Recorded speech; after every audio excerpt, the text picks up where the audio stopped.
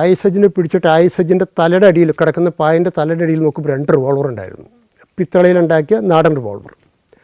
അപ്പോൾ അത് രണ്ടും എടുത്ത്, രണ്ടും ലോഡറ്റാണ്. അത് വെച്ചു. അതുകൊണ്ട് ലൈലാറാമിന് 2 ഏൽപ്പിച്ചു. അപ്പോൾ ഞാൻ പറഞ്ഞു, നിൻ്റെ റിവോൾവർ കൊണ്ട് നീ ഞങ്ങൾ വെടിവെച്ചിടും. അപ്പം പറഞ്ഞു, അത് നീ വെടിവെക്കണേ വെടിവെക്ക്, നമുക്ക് നോക്കാം. അപ്പോൾ ഇങ്ങനെ സംസാരിച്ചുകൊണ്ട് നിൽക്കുമ്പോൾ താഴെയുള്ള പോലീസുകാർ ബഹളം കൂട്ടുണ്ട്, ഇറങ്ങടാ എന്നൊക്കെ പറഞ്ഞ് ബഹളം കൂട്ടുന്നുണ്ട്. അപ്പോൾ തോന്നി നമ്മൾ ആൾബലം കൂടുതലുണ്ട്, രക്ഷപ്പെട്ട് പോലെ എളുപ്പമല്ലാന്ന് തോന്നിയിട്ടാവണം ഇവൻ മാവിൻ്റെ കമ്പിൽ നിന്ന് താഴേക്ക് ചാടി.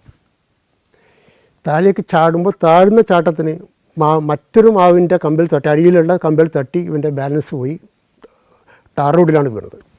അപ്പോൾ പോലീസുകാർ ടോർച്ചൊക്കെ അടിച്ച് നോക്കിക്കൊണ്ടിരിക്കുന്നുണ്ട്. ഞാൻ താഴെ വീഴുന്നുണ്ട്. ഓടി താഴെ ഇറങ്ങി ചെന്ന് നോക്കുമ്പോൾ ഇവൻ താഴെ ഇങ്ങനെ കിടക്കുന്നുണ്ട്. ഞാൻ ചെന്നിട്ട് പറഞ്ഞു, സജി നീ എണീക്ക്.